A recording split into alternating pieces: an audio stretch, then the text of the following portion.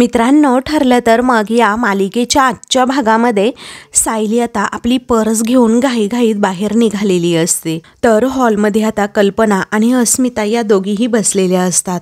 तेव्हा सायली आता म्हणते, आई ऐका ना, मी पटकन बाहेर जाऊन येते। अस्मिता विचारते, अगं एवढी लोकर काढली होती आणि आता काय करणार त्या लोकरचं? मग आता सायलीला एवढं घाईत निघालेलं पाहून कल्पना विचारते, सायली अगं मला सांग, काही प्रॉब्लेम झालाय का? आणि मधुभाऊ तर ठीक आहेत ना? तेव्हा सायली म्हणते, हो ते बरे आहेत, कारण कुसुमताईंबरोबर बोलणं झालंय ना माझं। ऐका ना आई, मी पटकन जाऊन येते, मग आपण बोलूयात। आता कल्पना म्हणते, थांब ना अगं सायली, तुझा चेहराच बोलतोय की तू काहीतरी टेन्शनमध्ये आहेस। हे बघ, तू अशी ना एकटीने जाऊ नकोस। तेव्हा लगेचच अस्मिता विचारते, हे बघ मी येऊ का तुझ्या बरोबर? तेव्हा सायली सांगते, नाही नाही अस्मिता ताई, अहो तुम्ही ना नका करू दगदग। अहो आई ऐका ना, मी ना प्रतिमा आत्यांकडे जाऊन येते। तेव्हा कल्पना विचारते, प्रतिमाकडे?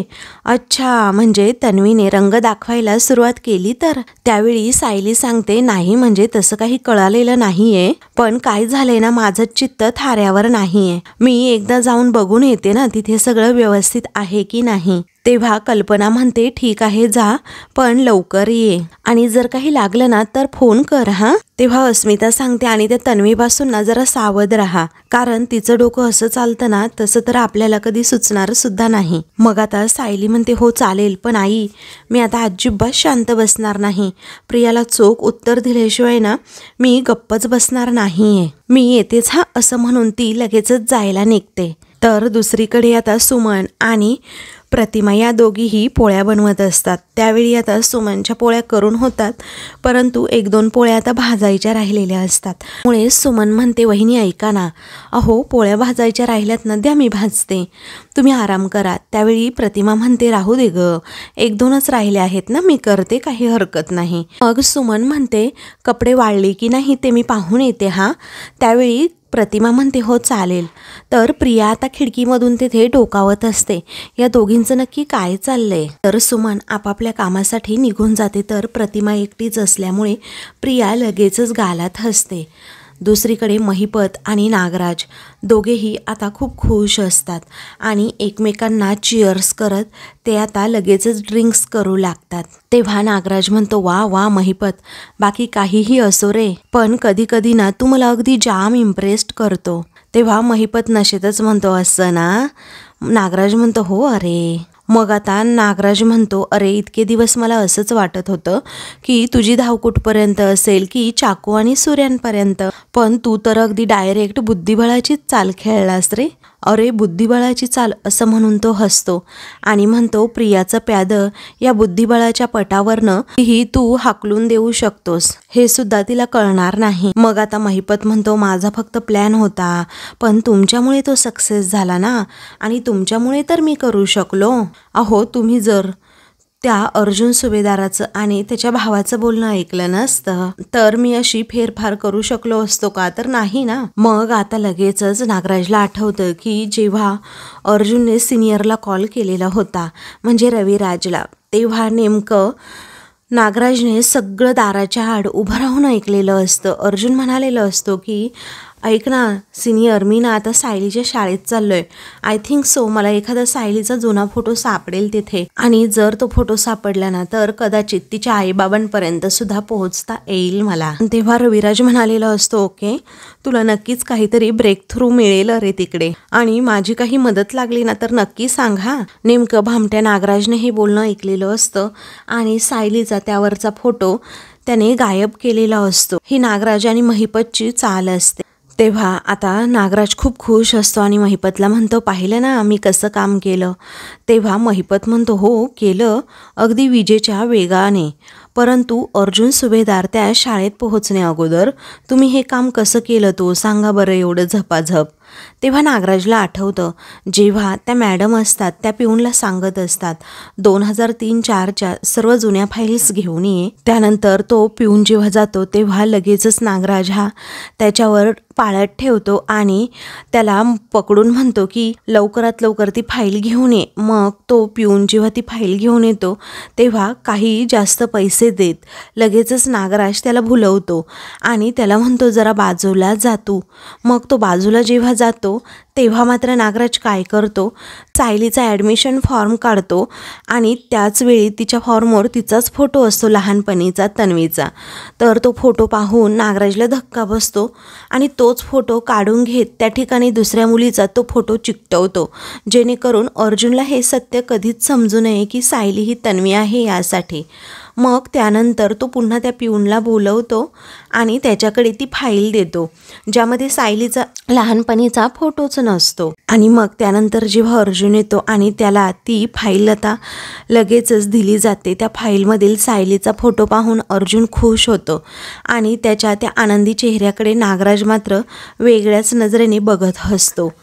तर आता हे सगळं नागराज त्याने केलेलं कारस्थान शेवटी महिपतला सांगतोच. तेव्हा महिपत म्हणतो, अहो यालाच म्हणतात एका दगडामध्ये 2 पक्षी मारणं. कारण आतापर्यंत त्या अर्जुन सुभेदाराला खूप जिंकून दिलं आपण, पण आता या सगळ्याचं उपटं काढण्याची वेळ आली आहे. कारण एकीकडे या चिचुंद्रीची नांगी ठेचून तिचा अक्षरशः मला मात सुद्धा उतरवायचा आहे.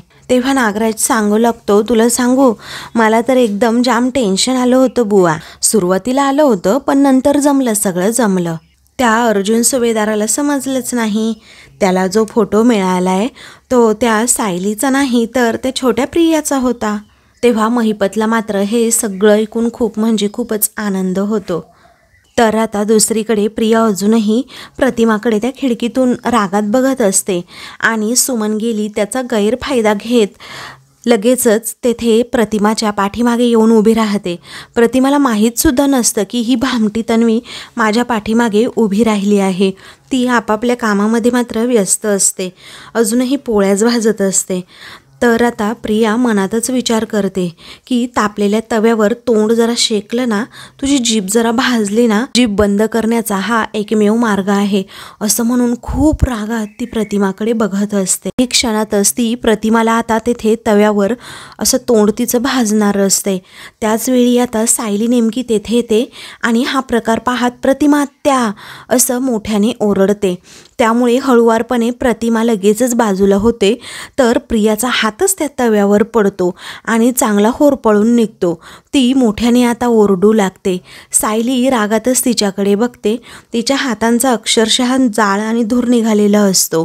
तेव्हा तन्वी, अगं काय झालं असं प्रतिमा विचारते. दुसरीकडे अर्जुन आता शाळेमधून फायनली आपल्या ऑफिसमध्ये आलेला असतो. त्याच वेळी आता इन्स्पेक्टर सावंत देखील ऑफिसमध्येच बसलेले असतात. तेव्हा अर्जुन त्यांना म्हणतो, इन्स्पेक्टर सावंत तुम्ही इथे होतात हे खरं तर मला माहीत नव्हतं. तेव्हा चैतन्य म्हणतो, अरे ती चौक मर्डर केस नाही का, त्यासाठी ना आपली मदत करायला ते इकडे आले आहेत. तेव्हा अर्जुन म्हणतो, ग्रेट. मग आता मीच त्यांना रिक्वेस्ट केली की थोडा वेळ थांबता का, अर्जुन येतोय, कारण अर्जुनचं छोटंसं काम आहे तुमच्याकडे, ते तुझ्यासाठी मग थांबले. तेव्हा अर्जुन सांगतो, तुम्हाला माहितीच आहे की मी माझ्या बायकोचा पास्ट हा शोधण्याचा प्रयत्न करतोय आणि आज तर मला तिच्या शाळेतून तिच्या लहानपणीचा अगदी फोटोसुद्धा सापडलाय. आता मला सांगा, तिच्या या लहानपणीच्या फोटोवरून तिच्या खऱ्या आईबाबांची काही माहिती मिळू शकते का?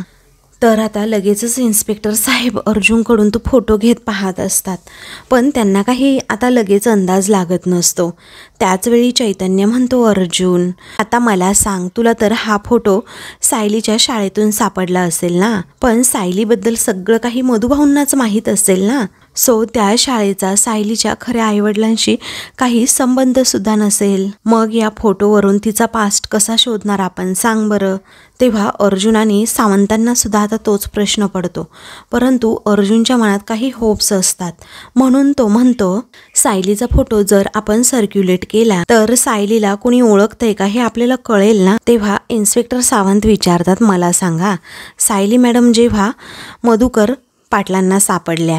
त्यावेळी त्यांचं वय किती होतं, म्हणजे ॲक्च्युली त्या किती महिन्यांच्या होत्या किंवा किती वर्षांच्या होत्या, तुम्हाला काही सांगता येईल का? तेव्हा अर्जुन म्हणतो, मला एक्झॅक्ट सांगता येत नाहीये, परंतु मधुभाऊंनी जेव्हा कुसुमताईंना सांगितलं ना, तेव्हा त्या हिशोबाने सायली 4-5 वर्षांची नक्कीच असू शकते। पण कसं आहे ना इन्स्पेक्टर सावंत, ही गोष्ट ना 22 ते 20 वर्षांपूर्वीची आहे। दुसरीकडे आता नागराज आणि महिपतला खूप अशी चढलेली असते आणि ते बरळू लागतात। नागराज म्हणतो, कसं आहे ना महिपत, त्या अर्जुनला ना एका पाठोपाठ एक विजय मिळवण्याची ना सवयच लागली आहे। त्यामुळेच तो आणि त्याची बायको अगदी जाम खुश आहेत, कारण सगळं काही अगदी त्यांच्या मनासारखं होतंय ना। अगोदर केस जिंकले, मग त्या प्रियाला तुरुंगात काय पाठवलं आणि तुरुंगातून प्रिया परत आली बाहेर तर तिला घराबाहेर काढलं। अगदी सगळं काही त्यांच्या मनासारखं होतंय, कारण त्यांच्या घरात ना अगदी वेळेआधीच दिवाळी साजरी होतीये। तेव्हा महिपत रागात म्हणतो, हो नागराज शेठ, ती प्रिया काही कमी फटाके नाही फोडत, कारण आधीपासूनच तो व्हिडिओ तिने डोक्यावर नाचवलाय आणि आता तर तिला एवढा माज आलाय ना की तिने मला फोन करून काही बिही बोलली आणि माझं रक्त सुद्धा उसळवलं आणि मला हॉस्पिटलमध्ये यायला सुद्धा भाग पाडलं तिने आणि त्या जोरावर जेलातनं सुद्धा सुटली। तेव्हा नागराज हसतो आणि म्हणतो, आणि आता प्रिया आणि अर्जुन दोघेही आपल्या एकाच जाळ्यात अडकलेत। अरे हा जो काही प्रकार आपण होता ना तो केलेला, छोट्या सायलीच्या जागी छोट्या प्रियाचा फोटो चिकटवणं, तो खरंच मास्टर स्ट्रोक होता महिपत, मास्टर स्ट्रोक। तर दुसरीकडे आता चैतन्य म्हणतो, आता जर मधुभाऊ शुद्धीवर असते तर खरंच या सगळ्यामध्ये ना आपल्याला त्यांची खूप म्हणजे खूप मदत झाली असती, कारण सायली वहिनीचे आईवडील नक्की कोण आहेत आणि कुठे आहेत हे ना त्यांना नक्कीच माहीत असतं। काय आहे ना इन्स्पेक्टर सावंत, आमचं जे काही चालू आहे ना ते सगळं अगदी अंदाजपंचे चालू आहे। मुळात सायली वहिनी आश्रमात का आल्या आणि त्यांच्यासोबत असं काय झालं होतं हेच आम्हाला अजिबात माहीत नाहीये। मग आता लहान असताना जेव्हा सायली मॅडम या हरवल्या असतील, त्यांच्या आईवडिलांनी मिसिंग कंप्लेंट तर केलीच असेल ना, म्हणजेच कोणत्या तरी पोलीस स्टेशनमध्ये। अर्जुन म्हणतो, हा बरोबर, हा पॉइंट आहे, तर अशी कंप्लेंट आपल्याला कुठे सापडते का ते बघता येईल। तेव्हा चैतन्य विचारतो, पण अशी 22 ते 20 वर्षांची तक्रार सापडू शकते का? तेव्हा सावंत म्हणतात, का नाही सापडणार, मी तसा प्रयत्न नक्कीच करेन आणि शिवाय त्या फोटोवरून आणखी काही समजतं का ते सुद्धा बघतो। आता अर्जुन सर, तो फोटो मला लगेचच पाठवा। तेव्हा अर्जुन म्हणतो, इन्स्पेक्टर साहेब, हे किती इम्पॉर्टंट आहे माझ्यासाठी हे तुम्हाला माहीतच असेल, कारण माझी बायको आत्तापर्यंत आईबाबांशिवायच वाढली आहे आणि त्यांच्याशिवाय जगत आली, आणि जेव्हा मला समजलं की तिचे आईबाबा हे जिवंत आहेत तर ते ना आता आपल्याला शोधायलाच हवं। तेव्हा इन्स्पेक्टर सावंत म्हणतात, अर्जुन सर तुम्ही अजिबात काळजी करू नका, मी आता लगेचच कामाला सुद्धा लागतो। ते अर्जुन चैतन्य बरोबर हातमिळवणी करतात आणि तेथून जातात। दुसरीकडे आता सायली ही प्रतिमा आणि सुमनला घेऊन बाहेर तिथे हॉलमध्ये बसलेली असते। सुमन विचारते, सायली तुझी खात्री आहे का तन्वीस ही वहिनींना ढकलण्यासाठीच तिथे आली होती स्वयंपाकघरामध्ये, की ती दुसरं काहीतरी करण्यासाठी आली होती? तव्यावर तोल जाऊन ती पडली। तेव्हा सायली म्हणते, अशी शंका काढून तुम्ही स्वतःची समजूत करून घेताय ना काकू, आणि तुमच्या प्रश्नांचं उत्तर खरं तर आपल्या तिघींनाही माहीत आहे, कारण अर्थात प्रियाला जर आपण विचारलं ना तर ती अजिबात कबूल करणार नाही। त्यानंतर ती विचारते, बरं मी निघू का आत्या? त्यावेळी प्रतिमा म्हणते, अशीच येत जा हा बाळा अधूनमधून। तेव्हा सायली म्हणते, यावं तर लागणारच आहे प्रतिमा आत्या, पण निघण्या अगोदर ना जरा प्रियाचा निरोप घेते। बरं सुमन काकू, तुमच्याकडे बामची एखादी रिकामी डबी किंवा बाटली आहे का हो? तेव्हा सुमन म्हणते, हो आहे ना, सेफ्टी पिना साठवण्यासाठी ना मी अशा रिकाम्या बाटल्या नेहमी वापरते। तेव्हा सायली म्हणते, मला ती हवी आहे। तेव्हा देते हा, असं सुमन म्हणते। मग लगेचच आता सायलीला ती रिकामी बामची बाटली देते। तेव्हा एखादं क्रीम किंवा ऑइंटमेंट आहे का असं सायली पुन्हा एकदा सुमनला विचारते। सुमन म्हणते, हो आहे ना। तेव्हा सायली आता त्या बामच्या बॉटलमध्ये लगेचच काही क्रीम टाकते। मग आता सुमन आणि प्रतिमाला प्रश्न पडतो, नक्की काय चाललंय सायलीचं? तेव्हा प्रिया म्हणते, काही जखमांवर अगदी कायमचा उपाय करावा लागतो प्रतिमा आत्या, मी आलेच हा, असं म्हणून ती तेथून जाते।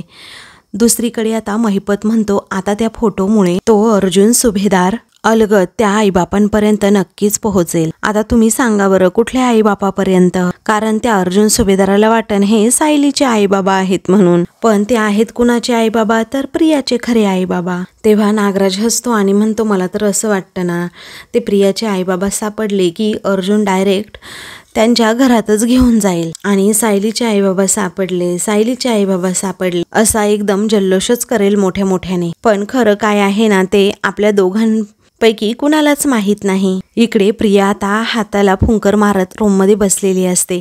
सायली तेवढ्यातच दरवाजा उघडते आणि तेथेच थांबते. प्रियाने काही हे पाहिलेलं नसतं. मग आता प्रिया म्हणते, ही सायली का माझ्या राशीला आलीये?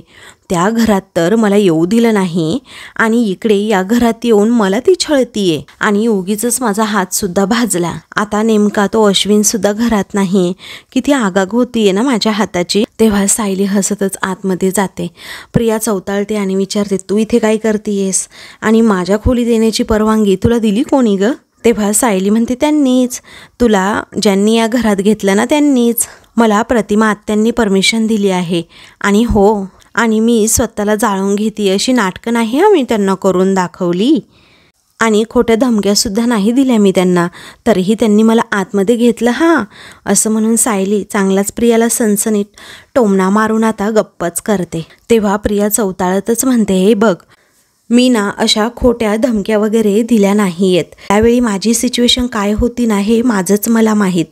तेव्हा सायली म्हणते, हे बघ प्रिया, तू हे पेट्रोल का रॉकेल काही अंगावर स्वतःच्या ओतून घेण्याचं जे नाटक केलंस ना, तू तेव्हा अशी भासवत राहिली असशील ना सारखी सारखी की मी कसं स्वतःला जाळून घेण्याचा प्रयत्न करतीये, पण त्यातला एकही थेंब स्वतःच्या अंगावर काय तू पडू दिला नसेल आणि या घरातली भोळी बिचारी माणसं फसली तुझ्या नाटकाला आणि कदाचित त्याचीच शिक्षा म्हणून तुझा हा हात भाजलाय हा, अशी ती प्रियाला डिवचून म्हणते. आता तुझं नशीब फिरलेलं दिसतंय ग प्रिया, कारण कसं आहे ना, तुझा न्याय तिथल्या तिथे व्हायला लागलाय.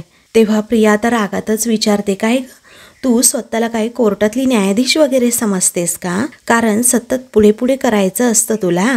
पण ना मी तुला आत्ताच सांगतीये, तू आमच्या घरापासून ना एकदम दूर राहायचं. दुसरीकडे अर्जुन चैतन्याला सांगतो, आता मला खरंच होप्स वाटतायत रे की आपण सायलीच्या आईबाबांपर्यंत नक्कीच पोहोचू शकतो. कारण तुला सांगू, सायली नेहमी असंच म्हणत असते, तिला तिच्या आईबाबांना भेटायचं नाहीये आणि त्यांना जाणून सुद्धा घ्यायचं नाहीये. पण मला एक गोष्ट तर माहीत आहे की ती ज्या दिवशी त्यांना भेटेल ना, तो दिवस सायलीसाठी सगळ्यात आनंदाचा दिवस असेल. मग आता चैतन्य म्हणतो, आत्तापासूनच सेलिब्रेट करायला सुरुवात कर. अजिबात एकटा सेलिब्रेट करू नकोस, सायली वहिनी सोबतच कर. तेव्हा काय सरप्राईज आहे दाखव ना मला पटकन, असं लगेचच आता चैतन्य म्हणतो. अर्जुन आता लगेचच ते दाखवणार. तितक्यात आता चैतन्य लगेचच त्याने घेतलेलं ते सरप्राईज हातात घेतो. त्याच्यामध्ये चिंच आणि बोरं असतात. तेव्हा अर्जुनला अचानक फोन आल्यामुळे चैतन्याने बरोबर डाव साधलेला असतो. त्यावेळी आता अर्जुन फोन ठेवतो आणि समोर चैतन्याकडे पाहतो की हा चिंच आणि बोरांवर ताव मारतोय. म्हणून तो ओरडतो, ये दे इकडे असं म्हणून त्याच्या हातातून तो ओढूनच घेतो. चैतन्य विचारतो, अरे काय, चिंच आणि बोरं आहेत ना? अरे तू खायला आणलेत ना? पण सॉरी हां, कुठल्या केसचा पुरावा आहे का रे? तेव्हा अर्जुन म्हणतो, अरे पुरावे नाही आहेत, हे तर खाण्यासाठीच आहे. पण हे माझ्या बायकोसाठी आहे. तिने तिच्या स्क्रॅपबुकमध्ये असं लिहिलंय, तिला तिच्या शाळेच्या बाहेरची चिंच आणि बोरं खायला खूप आवडायचं आणि म्हणूनच तिच्यासाठी हे सरप्राईज घेऊन चाललो होतो मी. तेव्हा होतो नाही आहे असं आता चैतन्य म्हणतो. अरे एवढासा चिंचेचा तुकडा खाल्लाय मी, बाकी अख्खं तसंच आहे. आणि इथून पुढे कुणी खात असेल ना, असा भास्कन ओरडत जाऊ नकोस हां, कारण चिंचेची बी घशात अडकली असती म्हणजे. तेव्हा अर्जुन म्हणतो, अडकू दे ना, तुला माहीत असेल ना दुसऱ्यांनी आणलेले गिफ्ट असे खायचे नसतात. तेव्हा मी आलोच हां, असं म्हणून बाय असं करून लगेचच अर्जुन तेथून जातो. इकडे सायली आता प्रियाला चॅलेंजच करते की तू इथे नाही राहू शकत, कारण तुझे 100 अपराध आता भरले आहेत प्रिया. कारण तू आता प्रतिमा आत्यांच्या वाट्याला जाण्याचा विचार जरी केलास ना, तर तुझ्याकडे अगदी पश्चाताप करायलाही वेळ नाही मिळणार. हे ना आता तू लक्षात ठेव. तेव्हा मोठ्या तोऱ्यातच पुन्हा एकदा प्रिया म्हणते, झालं ना, आता निघायचं हा. तर सायली आता गालातच हसते. मग त्यानंतर प्रिया ही चुटकी वाजवते आणि म्हणते, ताबडतोब निघायचं. तेव्हा सायली म्हणते, निघतीये ग, पण काय कसं आहे ना, तुला नसेल तरीही मला माझं हक्काचं सासर आहेच आहे. प्रियाला म्हणून आता बामच्या बॉटलमध्ये जी क्रीम सायलीने टाकलेली असते ती क्रीम ती बोटावर घेते. पण जाण्या अगोदर तुझ्या भाजलेल्या हातावरती औषध तर लावायला हवं ना. तेव्हा काय बाम, तू भाजलेल्या हातावर बाम लावणार आहेस का, असं प्रिया विचारते आणि लगेचच सायलीला ओरडते. पण सायली आता क्षणाचा हे विचार न करता लगेचच तिच्या हाताला जे भाजलेलं असतं ना त्यावरती क्रीमच चोळते. तेव्हा प्रियाला आता खूपच कसं तरी होऊ लागतं. ती मोठ्याने ओरडू लागते, आई सुमन काकू, आई सुमन काकू.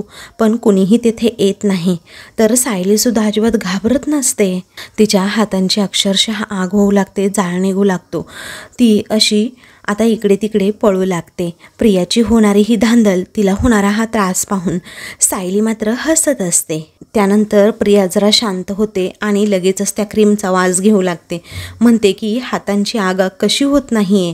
तेव्हा सायली म्हणते, कारण तुझ्या एवढ्या खालच्या पातळीला मी जाऊ शकत नाही आहे प्रिया, कारण तुझ्या हाताला मी बाम नाही तर क्रीम लावली आहे. असं म्हणून सायली तिच्या स्टाईलमध्ये तिला चुटकी वाजवून दाखवते आणि म्हणते, एक गोष्ट लक्षात ठेव, जेव्हा जेव्हा प्रतिमा आत्यांच्या बाबतीत तू काही वाईट विचार करण्याचा प्रयत्न करशील ना, तर हा भाजलेला हात आठवायचा आणि हाताची घडी घालून ना गप्प बसायचं. असं म्हणून तिच्या हातावरती लगेचच ती बामची बाटली टेकवते. तेव्हा प्रिया पुन्हा ओरडते, आता निघू का, असं म्हणून सायली तिला स्टाईलमध्येच बाय असं करते. तेव्हा मात्र प्रिया रागातच तिच्याकडे बघते. तर आता मित्रांनो, पुढील भागामध्ये अर्जुन घरी येतो. सायलीला डोळे मिटायला सांगतो. सायली डोळेसुद्धा मिटते. अर्जुन तिच्या हातावर चिंच आणि बोरं ठेवतो. मग आता सायलीला खूपच आनंद होतो. ती लगेचच चिंच बोरा खाऊ लागते. तेव्हा अस्मिता, कल्पना दोघीही बाहेरून पाहतात आणि खूपच खुश होतात. तेव्हा अर्जुन तिला म्हणतो की मी तुझ्यासाठी एवढं छान सरप्राईज आणणार आहे ना, की ते आजपर्यंत कधीही तुला कोणी दिलं नसेल किंवा आणलं नसेल. दुसरीकडे अर्जुन हा पोलीस स्टेशनमध्ये जायला निघतो. त्याचवेळी पाटील असं म्हणून कुणीतरी आता पाटलांना आवाज देतं. तेव्हा आता त्या पाटलांच्या हातातून काही फाईल्स खाली पडतात. तेव्हा अर्जुन त्यांना हेल्प करत ते उचलून देणार असतो. परंतु प्रियाचं आता 22-23 वर्षांचं रेकॉर्ड आता त्यामधून एक खाली पडतं. तर अर्जुन त्याकडे बघतच राहतो. अशाच मालिकेंची पुढील भाग पाहण्यासाठी चॅनलला सबस्क्राईब करा.